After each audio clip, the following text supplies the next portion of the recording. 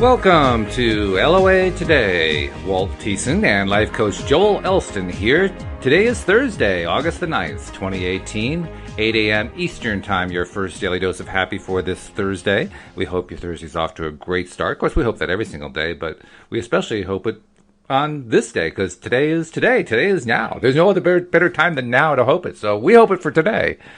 Isn't that true, Joel? I mean, we always hope it for now, right? Well, I think so. I'm sort of that was a whole lot of nows in that statement, but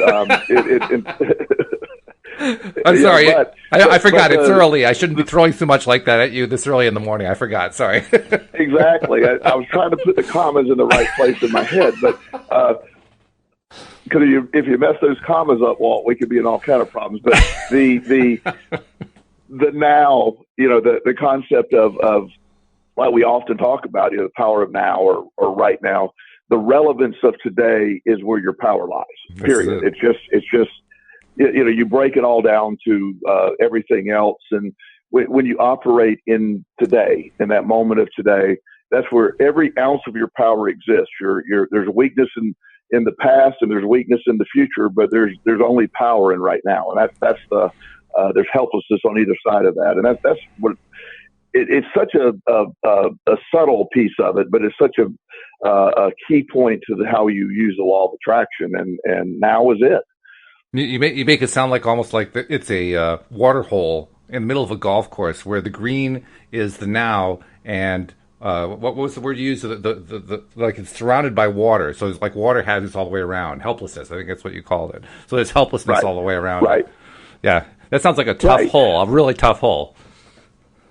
Well, if you've ever seen me play golf, that would not even be a possibility. I mean, it is a really ugly. Okay.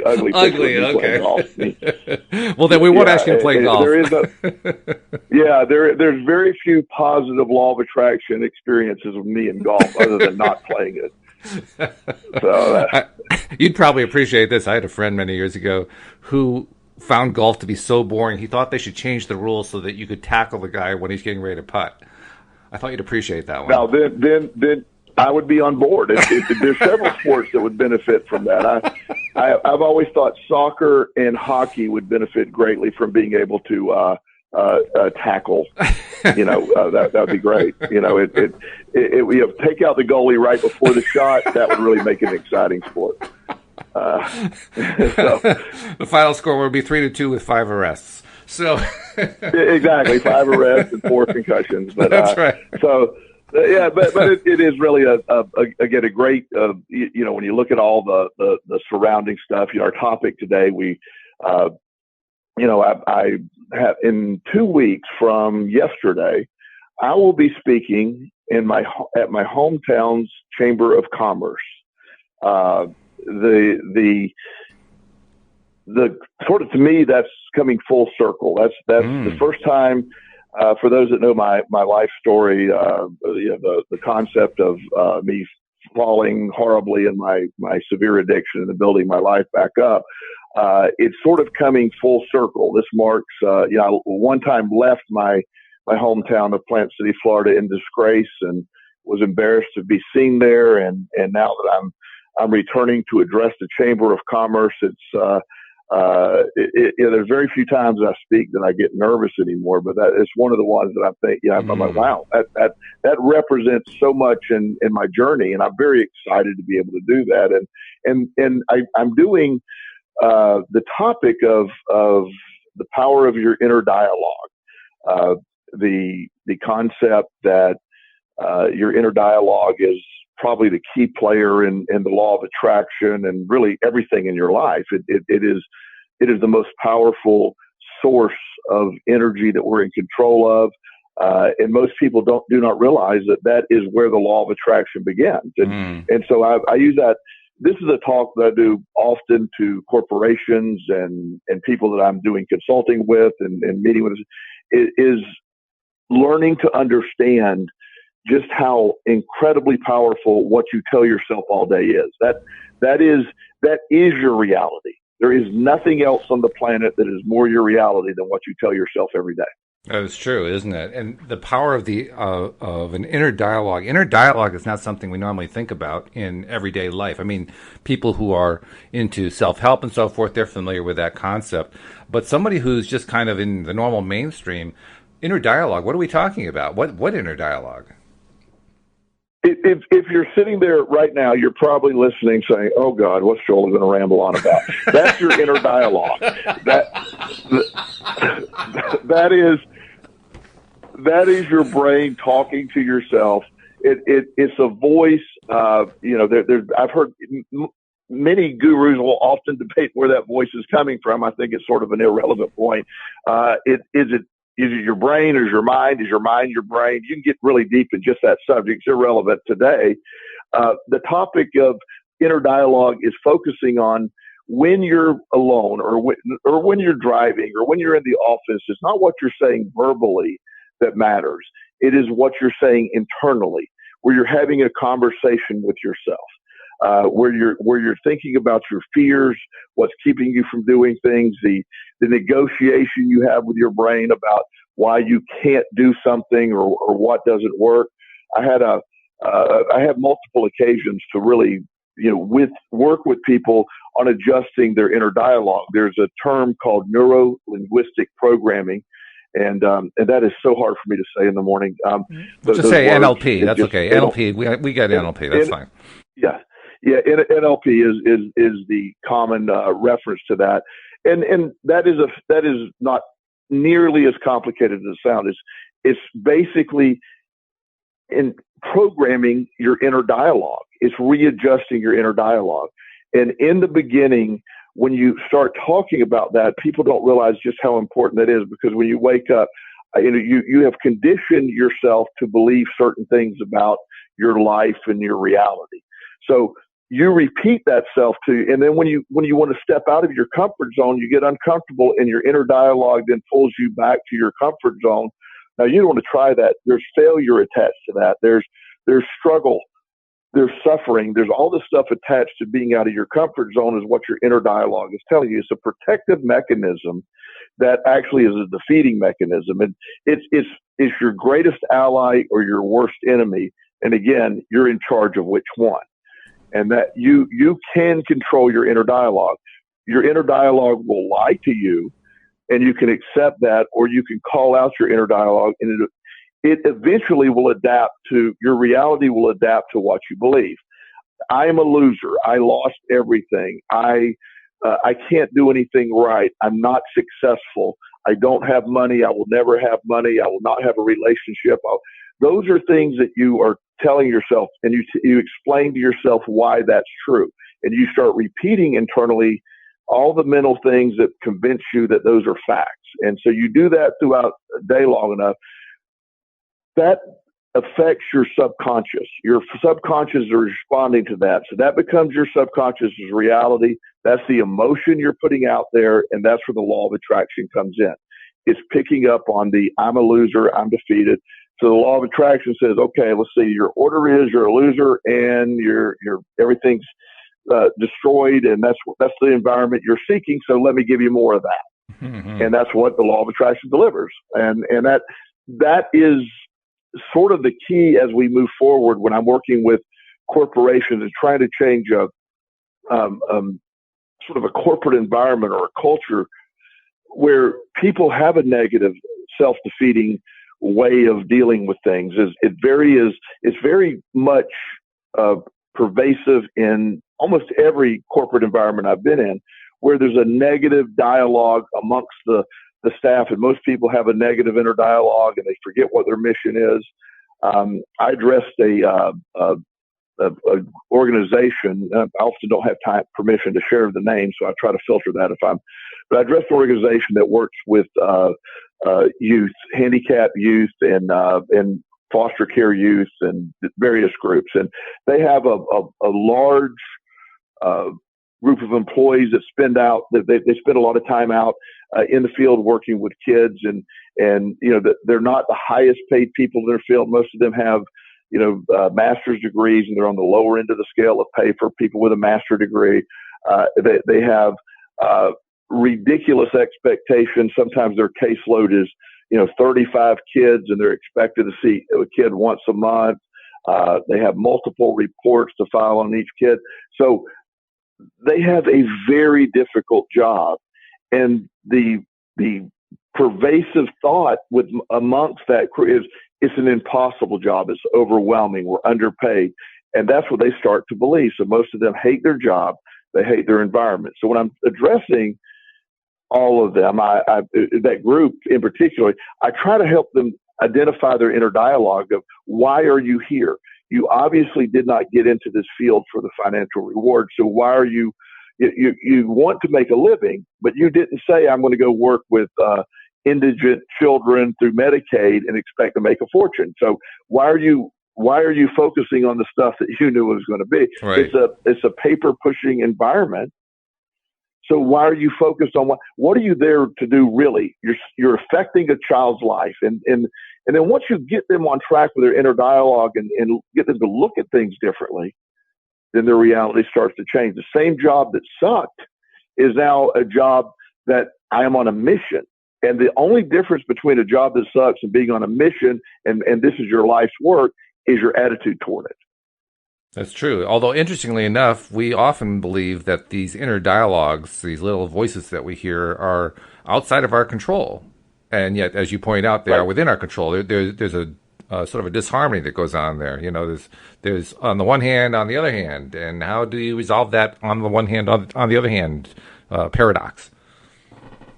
Yes. Well, that's where you challenge yourself. And again, we've talked about this loosely over the last several weeks and on our show, but there's also a societal approach to sort of supporting that your inner dialogue isn't your drive. It isn't your responsibility. It's because of what happened to you.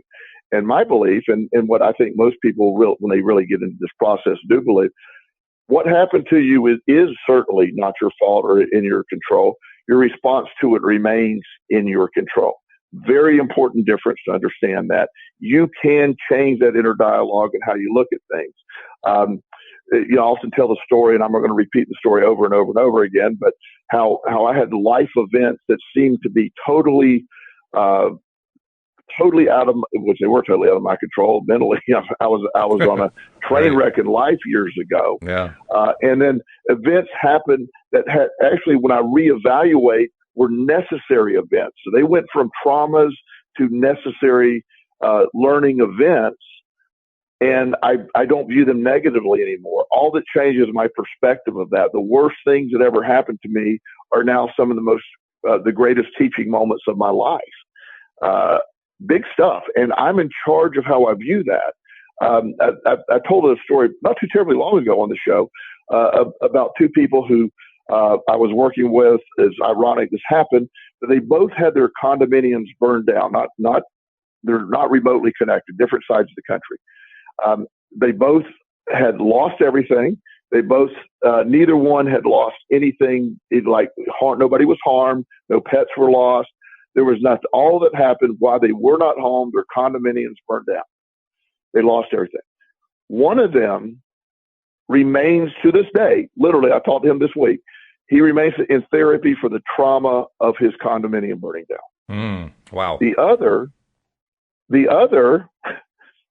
thought it was one of the greatest things that ever happened. He made money. He got to move. He only viewed. He said God just delivered exact. He said, I never thought of my condominium would burn down. He said, but I literally made $100,000 when insurance was done. Wow. And he said, he looks at it as like a great opportunity to change. The other was a total victim of what happened. And the only difference between the two people are how they're viewing it. The same set of circumstances took place. Yeah. Yeah. Well, it just shows how easy it is to get into that trap. It's really a trap, isn't it? When we believe that it's outside of our control and that, these things happen and there's nothing I can do about it. That's a trap that we put ourselves into. It really is. One of the things when I first moved to the Richmond area, I don't watch. It's been years. Right now, it's been 2 years, I believe, since I've been watching any news. But I turned on the local news. I'd moved to the area several years ago, and one of the first shows I remember is this lady, very nice lady, was being interviewed on camera. It was If it was, I would like to say it's a live interview, but I'm not exactly sure. But it's really sort of irrelevant. But she's having the interview with someone, and her and her kids. She's a single mom with 2 kids, and her home burned down. And there was nobody home. They lost nothing, but they lost everything, but they lost nothing. If that makes any sense. Mm-hmm. And she had insurance. So the reporter doing her job was interviewing, goes, "Ma'am, what are you going to do?" And her response was, "Oh, we're going to stay with friends for a couple of days. We'll get the insurance check and we'll go get another place." The kids are, the kids are excited because they're going to be able to upgrade from the old Xbox to the new Xbox. And so so the reporter kept trying to bring her back. But how does it feel to lose everything? How does it feel to lose your pictures of your children? And her response was, "Well, actually, I have all my pictures backed up on the internet. They're on, and it's stored. So I haven't really lost anything. I can print out all the pictures I want, and we can always buy new clothes. I'm focusing on the fact that no one was lost. Our dog happened to be at the vet that day. So really, it was a sort of a miracle. We lost. No one was harmed, including our dog, and we're really sort of grateful." So she sort of tried, and finally the reporter said, "But ma'am, you think you're in shock or?" And the lady looked at her and goes, "I know you want me to cry because that's what gets people to watch the news and tell me how sorry." She said, "I am sorry my house burned down, but I'm so much more grateful that I did not lose a family member. I'm financially going to be fine because I have insurance. But you're wanting me to break down and sob on TV because that's the promo you're going to put on to get everybody to watch." And mm-hmm. They cut away at that point because the lady was so correct that they want, the reporter was trying to get the lady's inner dialogue changed to that of a victim versus that of a survivor. And we all face that along the way. You can look at life's failures and say, "I am just not successful at anything." Or you can say, "I have survived all of these failures. I have turned my life around. I'm in the process of moving on. I'm incredibly resilient." That's the same person. It's just how that inner dialogue is addressed. And the only person that can do that is you. I can tell you how to do it, but you have to be able to do it. And so it's a step-by-step process. How do you change it? With it, we want to make it complicated. Like, okay, there's this long equation to changing it. Or the truth is, you just change it. And when you find yourself varying from the positive view of things, you immediately stop yourself and go, "That's not accurate. The reality is this." And you eventually, when you change it enough, that becomes your reality. To what extent does self-confidence play a role in this? Because I would think that if your self-confidence is low, you're going to be much more conducive, shall we say, to being influenced by that reporter who's trying to make you change your inner dialogue to feel bad. Whereas if your self-confidence is good, then you're going to be a lot more resistant to it. Right. And the self-esteem, self-confidence factor is massive. But again, that is, to me, that is driven by your internal dialogue. So you're as self-confident as you believe you are, or is your self, conscious as much as you feel you are. Either way, you're in charge of that again with your internal dialogue. Which way do I go? So which direction do I go? So you're really suggesting that even somebody who's got low self-confidence, low self-esteem, they can still take control, and they don't have to wait around for it either. Absolutely. They can just do it right away. It's an instant process that can once it's easy to look at our defeats or our losses. They literally hang over our head, and they are instantly recalled. They're stored in a part of the brain that has like, sorry. Remember these times you've done this and you failed? You're right. I have no.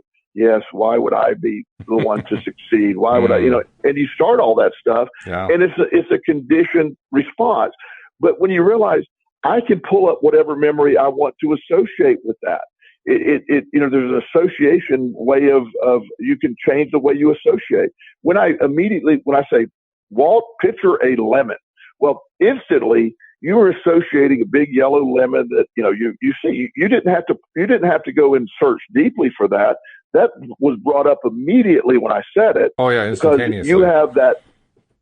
you have all that stored right there. Now, if we want to spend, now, this is obviously ridiculous, but if I want to spend a lot of time on this and I want to start showing you a peach and calling it a lemon, then we could spend a lot of time convincing you that this, and then you would start thinking, okay, wait a minute. Well, which one's really a lemon or a peach? Or then you have the debate going on. When I said lemon, there was no debate. You knew what a lemon was.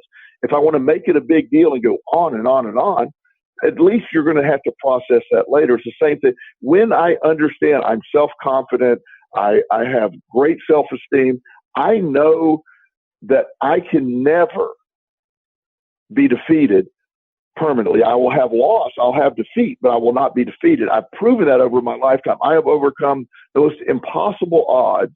I've survived the most unsurvivable mindsets. I've lost, and again, I'm not saying this with arrogance. I'm saying it. I've lost stuff that I never imagined that I could lose, or people that I could lose. And while those were horrible events, a lot of them, I'm still here. And I'm still surviving. I'm still thriving. So I am a survivalist, not in the way of the MREs and go lock yourself in the basement people. Right. But I'm a survivor of life. I'm a I'm a survivalist specialist in a sense. Life has thrown everything at me, and I'm still here. And I challenge our audience members to believe, no matter what they feel about themselves, they are also 100% successful if they're listening to this at surviving the unsurvivable, or the unthinkable. You have been through a lot, but yet you're still here. You're given this shot of another day, and that's your perspective of things. That's your perspective of, you're in charge of that, and that internal dialogue and your perspective. They are basically one and the same. Your perspective is controlled by your internal dialogue, which has a direct effect on that subconscious that we talked about. Right. Yeah, that's true. And by the way, I want to take a moment to ask our subscribers, because we're talking about people listening in, and I want to ask our existing subscribers, people who listen to us regularly. We're doing an experiment this week and early next week. We're asking all of our subscribers at least once to just go onto your social media and post something, or go put out a tweet or something about loatoday.net. Just include the phrase loatoday.net. The reason we're doing this is we want to see, this is like an experiment to see, does this help to drive more people to find out about the show? Because that's really the biggest thing that we have going on right now. We know that our existing listeners love the show. I mean, the listening rates, Joel, are just sky high. We're just trying to find what's it going to take to bring more people in. So this is like a little experiment. And we would really appreciate if our regular subscribers just take a moment, go to Facebook or Twitter or whatever you do, whatever your favorite place is to go, and just post something that includes the phrase loatoday.net in it, because we want to see what kind of results we're going to get out of that. We think that's going to help actually boost not only the traffic, but the number of people who listen to the show. And for those who are not yet subscribers, we urge you to become a subscriber. The vast majority of our listeners do subscribe so they can get all this great content like what you're hearing from Joel today. And it really pays off with them. And it's so simple to do. The instructions are right on the homepage of our website at loatoday.net. It takes about a minute to do, and when you're done, you get this constant daily stream of episodes coming right to your smartphone. So take a moment to subscribe and share the fact that you did that. And by the way, we also like hearing from you too. Joel, you and I don't get a whole lot of people calling in, but we would love to have you call in and talk to us. Maybe you're picking up on something that Joel's saying, and because you're listening live. Most of our listeners are listening to the after recording, but some people like to listen live right there on the homepage. And if you're one of those people, the instructions on how to contact us are right there. You can call by phone, or you can connect by the Zoom platform. There are a number of ways to do it. But, give us a call sometime during a live broadcast. We'd love to hear from you. So, Joel, getting back. Go ahead. Go ahead. Well, it's 8:24 a.m. Eastern Time on Thursday morning, August 9th. So people... I actually have heard somebody say, now, was I listening live or was I listening recorded? So, in reality, if you look at your clock and it's roughly that time, we may be 30 seconds off there, feel free. Yeah. Give us a call, follow those instructions. We would love to have your input. It's something that I eventually see the show evolving, and I would love for us to eventually get to a point where we have some callers who bring up topics or issues that they're dealing with, and then we can sort of have a forum, sort of a collaboration or a mastermind meeting in a sense, live and on air, and help people use law of attraction techniques to get through two things that are dealing with their life. So that's where I see the show going one day. I think so too. I think it's going to be really fun when it does that. It's already started to in a small way, but I think it's going to become that in a big way. And that's so much fun to think about, Joel. I got to tell you, that combined with doing it with all you guys, with all my co-hosts, because I love doing it with every single one of you. So combining the two together, so we get regular callers and doing this, I mean, that to me is nirvana. So I'm looking forward to that. Absolutely. So getting back to what you were talking about, basically what this comes down to is we know that we have an inner dialogue. We know most of us are well aware of it, and many of us are saying it's driving me freaking crazy, this inner thing that goes on. It's like I can't shut the darn thing up. But you're making the very strong case that, well, we can not only shut the darn thing up, but we can replace it with something that we like. We can change the program. That's a pretty radical statement. Well, and I guess, it's funny when you say it's pretty radical. I guess to the average person, it would be. It's such an accepted belief system for me. It's almost shocking to think it's radical, because it's so basic in my understanding in life. And I, and one of the things that where I'm finding that it doesn't serve me well, is when I'm working with clients. There's a certain type of client that will attempt to engage my services, and I find myself exceptionally unhelpful. I mean, in the sense that they're not willing to change the inner dialogue. They're bought into their inner dialogue. They don't like the concept, because when I tell you the inner dialogue is in your control and the power of it, if you're sold onto the concept that you're helpless and that you have no hope and that there's nothing there for you, if that's what you believe, me telling you that you have other options kills your narrative. It takes away your excuses. True. Oh yeah. And that's huge. And there are lots of That's excuses. huge. We get plenty of reasons for excuses. I mean, like in the world of politics, in the news, even in the entertainment realm, and in almost any public kind of forum where there's some kind of discussion going on. We're seeing it particularly in politics today. We've got two different camps here in the United States who are struggling mightily to get us to change our inner dialogue to fit their narrative. And I mean, it's almost like it's a battle for your inner voice that they're looking for, that they're engaging, and they're trying to get you. Okay, no, you got to buy into my way of thinking. The other side is the fake news. We're the real news. No, we're the real news. They're the fake news. You got to listen to our side. You got to talk our way. It's like this ongoing thing. Well, and one of the techniques that they're employing, and again, it's such a negative world that I don't engage in often, but the political stuff, the news, there is a concept. If I say it enough, I'm going to affect your internal dialogue. There's one side. This is fake news. This is a massive conspiracy to make me look bad. Or this is a massive conspiracy to make our political party look bad. And there's a shadow government. There's this going on. Then there's the other side that the other people are evil, and all they want to do is do these wars. And so there's an extreme view on both sides. And what is happening is that ability to look at it from an unbiased perspective. It is programming your inner dialogue. That's what they're doing. And so that becomes your default mechanism. If you really believe that everything that is written by the media is a conspiracy to destroy what you believe in, and you're one of the ones that's a victim of this, then your inner dialogue, no matter what you hear, is going to be filtered. One of the things I love, this is one of the great experiments I love, and again, this is not getting political. Everybody don't worry. I don't try not to do that often. One of the things I heard this guy was giving a public speech, and he was trying to give the concept. He was talking similar to what we're talking about the programming of the media. And so he said, I want to give you some examples. And he went through a list of things, and this is pre-President Trump. This was during the Obama administration, right after in his first term. And so the guy went through. He said, I want to read some quotes from President Obama.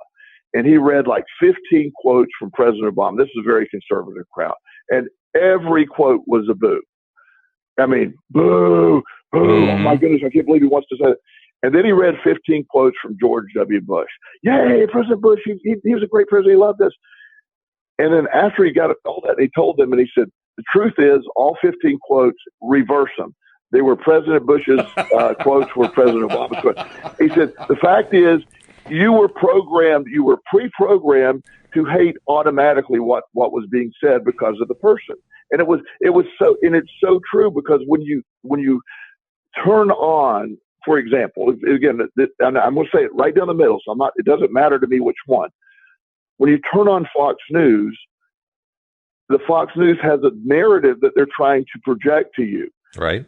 Then if you turn on CNN, they almost have the exact opposite narrative that they're trying to do. So what you watch, even if you flip to the other side, like if you're just, all you do is watch Fox News, then you say, "I'm going to check on what CNN's doing.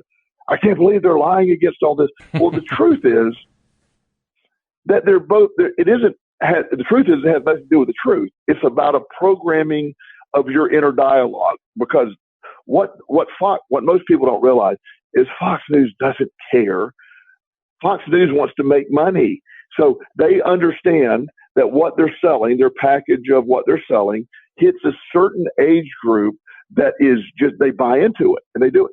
Then CNN realizes there's a certain age group or a certain group of people that buy into their stuff. So they're looking for ratings using their own sort of attempt to report the news. The truth is, they're programming. They're getting your inner dialogue to buy into their view of it, and then in the end, it translates into profits. And so when you step back from that, what they're trying to do, and look at what you're trying to do, you are in charge of your own programming. If anything you turn on, whether it's a radio station, or it's going to the movies, or your window into the mind is a programming, and your inner dialogue then processes it to make it fit your beliefs. If everything in the world is a conspiracy, if you're a victim of everything, if you're unsuccessful, your inner dialogue will make that happen. It'll like, yep, okay, yes, this is clearly what goes wrong. I never get a job. I never have these things, and I heard a guy the other day say, he said, "This is the lowest unemployment we've had in X number of years, and I still can't find a job." That means I'm even more of a loser than I was. Oh, dear. And I'm like, I said, so you're taking the positive news of low unemployment, and now you're flipping the switch to an entirely different message. Well, yeah, I guess. The truth is, your lackluster attempt to get a job and your poor performance in an interview is why you don't have a job. You don't believe you want to do that. There's a couple of jobs that he didn't take because that didn't fit his schedule. Well, he has no schedule. You don't do anything. You have no schedule, but it didn't fit your schedule. And yeah, I don't know if we've ever talked. I know we have. I don't remember the specifics. The idea that it's easier to get a job when you have a job. Yes. Oh, yes. It's easier to find another job when you're working. It has nothing to do with anything other than your attitude toward it, your inner dialogue toward it. I'm already working. I have value. People are willing to pay for my services, versus I'm unemployed and then I offer nothing. And that energy that's put out there is what people pick up on. Your inner dialogue is the mastermind behind all of this. And it's your gateway to your subconscious. I am one of the things, I don't know if I even told you this, Walt, I'm in the process, on top of the other stuff that I'm doing, I really need to stop. You have one of the craziest schedules I've ever heard of. Yeah, and so I had a couple hours a day I wasn't doing anything, so I decided it's time to become a board certified hypnotherapist. So now, and one of the, I've really been looking into it, and I really believe that since the subconscious is the direct effect on the emotional output that the law of attraction picks up on, using hypnosis, it can be a very effective tool to get to the subconscious. And so this is the inner dialogue right now is a form of self-hypnosis when you understand how to use it properly. Yeah. One of the things that really caught my attention in what you were talking about there for a bit was you mentioned, for instance, the difference between being somebody who has a job and who doesn't have a job, and the two experiences of going after getting another job, and how it's usually so much easier for the person who has the job because of their inner dialogue. Really, what we're talking about there is a level of self-confidence. The person who has the job says, "Well, hey, I got a job. That proves I can get a job. I already have the evidence. I'm living the evidence right now." Whereas the person who doesn't have the job says, "Oh, I don't have a job. I can't get a job," and the self-talk plays out, according to what the experience is. In other words, it's a what is-itis kind of thing. This is what is, so that's the way I'm going to respond to it. And this is where I love one of the messages that Abraham Hicks gives out, which is a belief is a thought that you think over and over again. It's also the basis for how propaganda works, right? We're talking about news and we're talking about political parties and all that kind of thing. Well, they're basically, both sides are trying to propagandize you by repeating the same thought over and over again, getting you to repeat it in your own inner dialogue, knowing that if you do that, it will become a firm belief in your own way of thinking. They want to implant it as an ongoing belief. But like you're pointing out, you don't have to just put up with that, whatever their programming is. You can actually create your own belief. And the way to do that is by changing your own inner dialogue and repeating your preferred inner dialogue over and over again so that you develop that new belief. That's pretty powerful stuff. It is powerful. And a lot of times people will dismiss, again, without opinion on this or trying to offer opinion on this.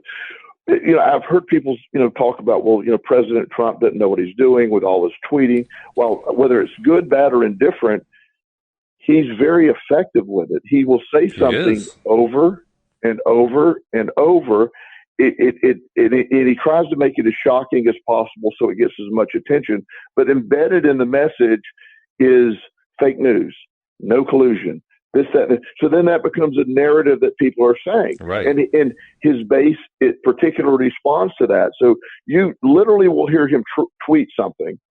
And then when they interview his followers or his supporters, they will then mimic exactly what he said. And it's amazing that, he is actually, President Trump is one of the absolute best presidents that I'm aware of, or politicians I'm aware of using the law of attraction. He really, whether you agree with him or not, he is an expert at the law of attraction. Oh, he is. He is a very, very skilled, deliberate creator. No doubt about it. Yeah. I mean, it doesn't matter whether you're in favor of him or against him. It's just, he just is. It's just true. And that's something that a lot, and I don't mean, again, we don't do the political stuff here. It's not our mission to, but he believes what he says, or he creates an inner dialogue, repeats it over and over, and he, it's that you just see it how he's done it. He never doubted, any of this stuff. He just keeps saying, and it becomes his truth. And the more he repeats it, the more people believe him, and the more he believes it.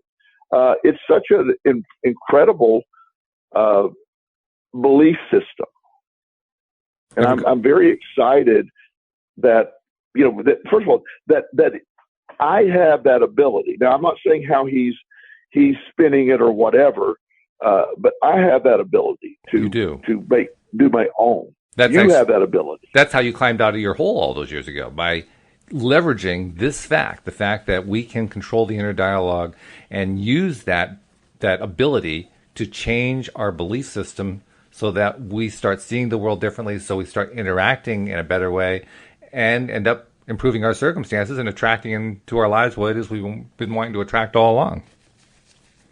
Yes, and that is such a. That's why I love this whole belief in living. We started talking about now earlier when we were, remember when you said now about 72 times, and So we started with a lot of nows in the beginning, and I love how we started with that, because the right now at this moment, and this is how you begin, a direct, if you're sitting in your car or you're listening to this at home and life's kicking your butt and you believe life's kicking your butt, you can stop that. You can stop that downward spiral thinking and say, wait a minute, I'm here.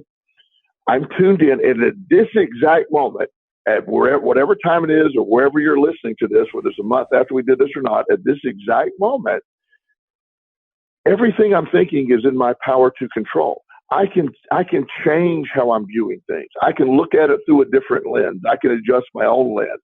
Instead of looking at what's wrong today, what is right today? Instead of looking at my defeats, let me look at my victories.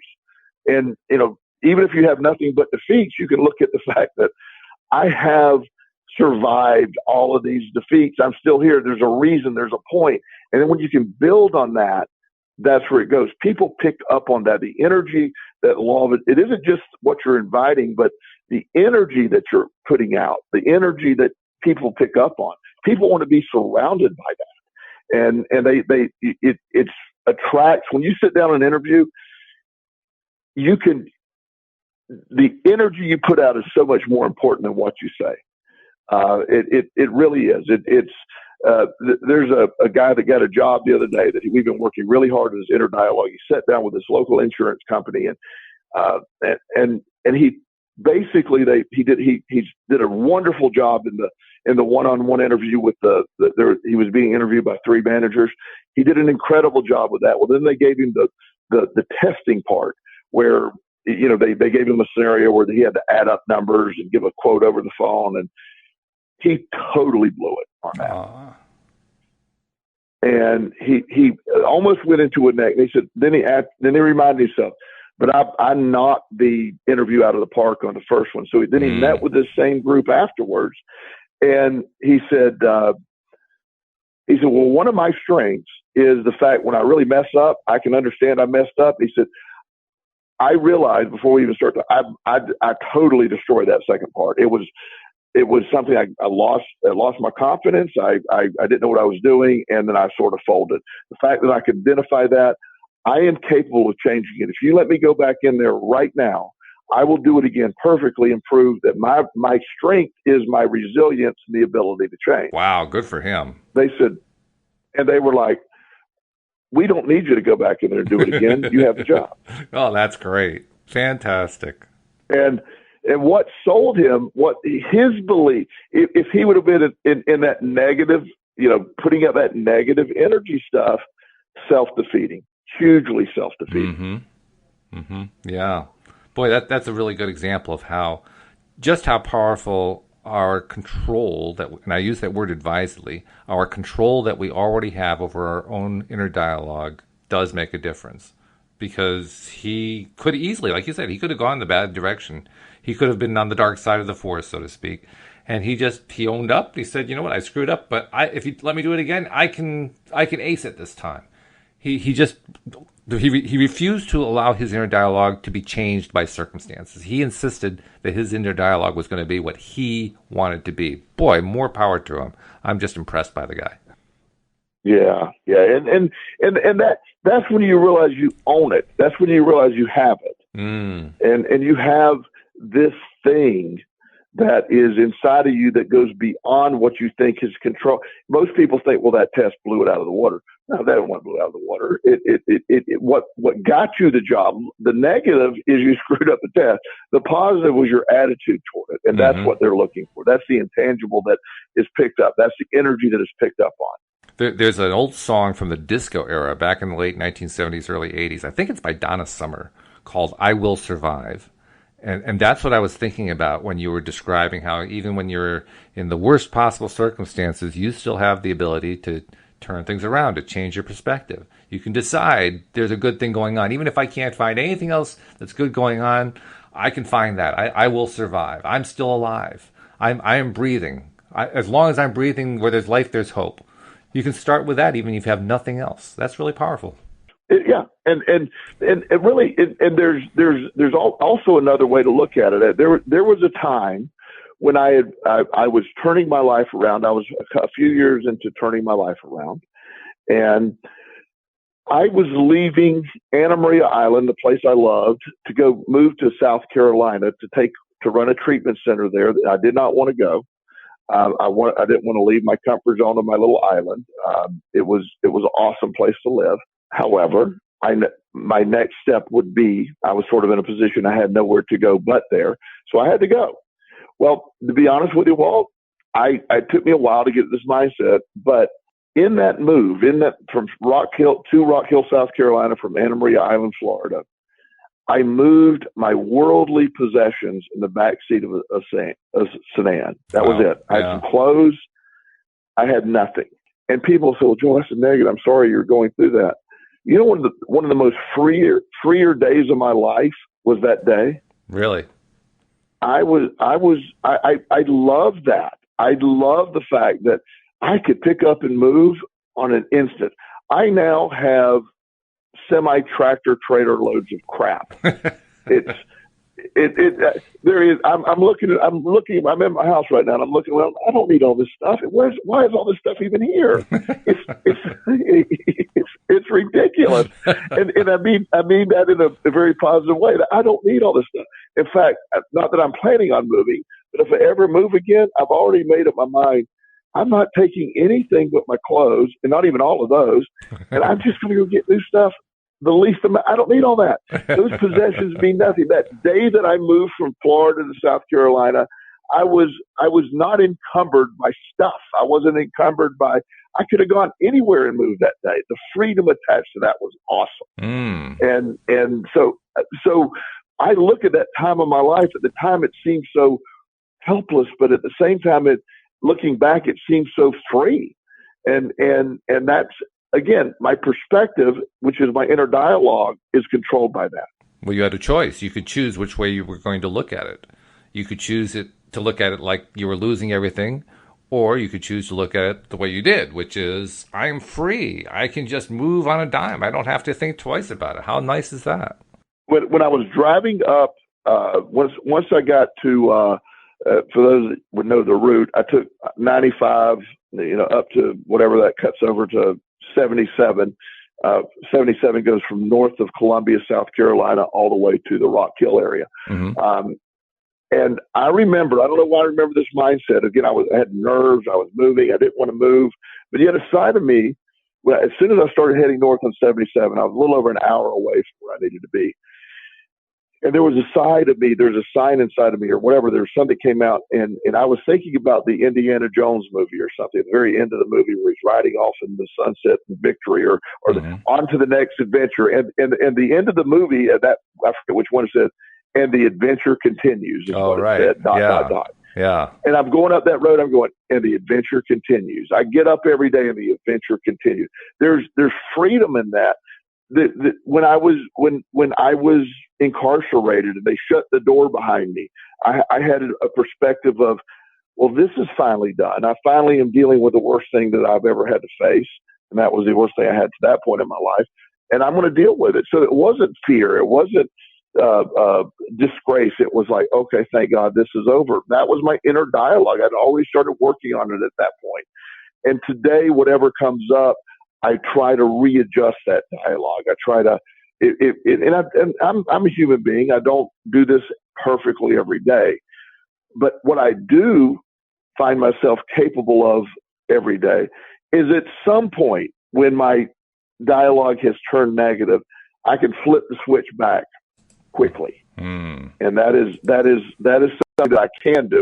I can't always stop that negative dialogue from happening, but I can quickly, when I identify it, flip it back. So instead of losing days at a time in negative thought or negative preoccupation, I have the ability to say, now it's down to at worst a couple of hours. It's funny too when you said, "And the adventure begins." I'm hearing John Williams' Indiana Jones theme, da da da da da da da, here playing in the background, exactly. Right? That was playing in my head as I was going up, and I remember it. Those orange letters that they use, right? The script that they, at the end, I remember it, and I don't know why that popped in my head. The adventure continues. That music played in my head, and I'm like, well, this is freedom. I'm starting a brand new life in a brand new state, and it was exciting. Isn't that an interesting word to use about something that you originally start off with feeling dread about? It became exciting.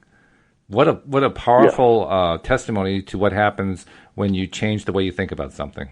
Well, in that inner dialogue, here's the excitement anxiety process is one of the first things. I was giving I think the first or second public speech I was giving a talk to a group of college students at VCU here in Virginia, and I had the similar topic. I don't remember the exact name of the topic then, but it was a similar topic to what we're talking about with the inner dialogue. And there was a few hundred college kids there, and I wasn't nervous, but I had anxiety about talking publicly. I believe so much in what I say. There's not I sort of embrace the idea that, if I stutter or stumble, that's just, whatever, it doesn't matter. So I don't usually get too nervous, but I for some reason, again, first time, I think it was 300 people, I was a little nervous. And the speaker before me was an older gentleman who had done this before and quite a bit. And he gave me the greatest advice that ever helps me with public speaking. It helps me in other areas too. He said, Joel, anxiety and excitement are the same physical reaction in the body. Your perspective of which one it is what matters. He said, you're not anxious about being in front of this crowd. You're excited to be here. That's I'm true. Like, oh my goodness, that was powerful. That was powerful. And so that inner dialogue then could program, wow, I'm really excited to be here. And that's the first thing I said. I'm excited to be here. Internally, I was nervous. Butterflies. Yeah, but I wasn't. Because I stepped up there and I viewed it as excitement. If I'm excited about something, I'm not viewing it with dread. But the body, if you had a ability to monitor the heart rate and the release of various hormones, excitement and anxiety produce the exact same reaction physically. Mm-hmm. Yeah, it's just true. Your view of which one's happening. So that's a great tool, and that's an inner dialogue tool because you get to determine which one that is. Is it exciting or are you anxious about it? That's an interesting point because there are a lot of people who suffer from anxiety just in their regular lives, not going up to speak in front of an audience, but just day to day they're dealing with anxiety. What a great perspective to recognize that anxiety, another word for it, is energy. And that you can, depending on how you look at that energy could actually be really good if you come at it from the right perspective. Well, and when you're giving, when you want a little, you want a little excitement. You want to get up there. You want to, if you're giving a public speech or you're performing or even day-to-day work stuff, if you don't have a little excitement about life, you don't want everything to be, well, here we go. That's when life becomes mundane. You want something like that. You need something to push that envelope. Performance is increased by challenging and feeling and not just phoning it in all the time. That's a great point. I'm going to keep that one in mind. Anxiety and energy or excitement, I guess is the word. Anxiety and excitement are basically two sides of the same coin. They're the same thing. It's just two different ways of looking at the same thing. That's really, really important. Right. Yeah. Well, it's a great tool with people who do struggle with when I say struggle, a lot of people with beyond normal anxiety. There's a normal amount, and there's people that are debilitated by it. And when they're able to flip that switch immediately to, this isn't bad at all. This is really, I'm excited about being here. People have asked me to talk to them. So why would I be nervous? They care enough about what I'm saying to make this happen. Mm-hmm. This is exciting. And when you look at that, it's like, wow, this is such a different way of pursuing something that you didn't realize you had. You have this power. Everybody has this power to view things how they choose to view them. And the anxiety and the excitement, that is one of and there's millions of little things like that. That is one of the simplest fixes of inner dialogue. It's funny because as you're talking about that, 6 years ago, September 26, 2012 was when Louise and I started this podcast, the LOA Today podcast. And I remember feeling that day something that I can remember back. I could have interpreted that as anxiety, but I turned it into excitement because I was excited. It's like, oh, this is going to be a fun adventure. I don't know what's going to happen, but this is going to be fun. And that's the way it was. And it continues to be fun to this day. But you're right. I mean, that energy that you feel, if you choose to look at it as excitement rather than anxiety, it really changes it. If I had approached that first podcast with the idea of feeling anxious about it, I would never have interviewed you 3 months later, and we would never have become buddies doing co-hosting the show for years after that. Yes, and that to me that's so exciting that it is exciting that we have that power, and you know, no matter what's happening in your life, when you can flip switches internally and adjust that perspective and that inner dialogue to challenge yourself to greater things, the excitement of life, not the anxiety of life, the excitement of life. It feels like, wow, I have such an exciting life. Or it sounds so much better internally than I have such an anxious life. I have an exciting life, and once you again choose that, the body responds, the mind responds, the subconscious then says, we haven't been anxious all this time. We're really excited. So it brings excitement. It brings, wow, this gets us moving forward. It gets us to that point where that next step happens and that next step happens. And I don't like living in a world that doesn't have excitement. I love what I do. I'm passionate about what I do. To see people literally come to you and make changes, and all people matter. When I'm dealing with them, they're all, but particularly the most defeated, the most helpless, the ones that really don't understand how their power, to watch them empower themselves and then just become far beyond what they ever believed. That is, wow.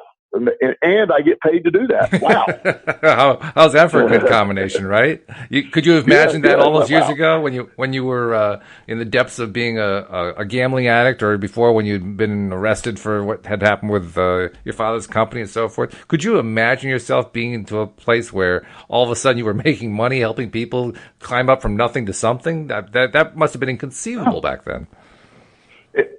The day on it was the day before Thanksgiving in 1995. I went before a judge and was found guilty of a felony, and I remember believing I pled guilty to a felony. I remember leaving the court saying, "Well, I probably will never be able to do anything other than some basic stuff." But I'm grateful. I remain grateful that I was able to overcome this. But I knew I had a big challenge. But I could not have imagined having what I have now in my life. And I don't mean just possession-wise. I mean my life. Right. And I couldn't imagine all of that. And yet here we are. It is a script that I didn't even have. My wildest imagination couldn't have created this. And so I have this world that I live in, and all of it changed when I allowed slowly.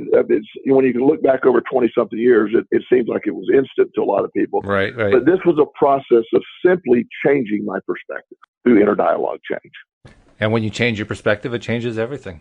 That's the thing. Yes. I mean, you did it just by changing one thought process. Yes, and it gives you that. And one of the most sad things when I see people that do not have that ability or unwilling, everybody has the ability. When I see people with the unwillingness to step in internally and say, let me change this, but they become so dependent on the opposite side of that they're not willing to move from it, and then they're their own curse at that point. Yep. Well, this has been great. Thank you for giving us a preview of the talk you're going to give down in Plant City, Florida, in about 10 days, 14 days, something like that. It's been great. Yeah, 13 days from today. 13 days. Okay, there you go. So I know you're going to knock it out of the park, but thanks for giving us the preview. And for some, I should, before we go, you're a pretty darn good coach. People are probably picking up on that, especially if they're new listeners. How do they reach out to you if they want to talk to you more in private and in detail? Joel Elston at gmail.com is the simplest way an email comes in. I always respond to email. JoelElston.com is my website address. Either way you can get me, and I will get back to you. If I can't help you, I'll find somebody that can. Sounds great. Joel, it's been a pleasure, and I look forward to talking to you next week. You too, my friend. All right. We'll see you all as well next time here on LOA Today. Goodbye, everybody.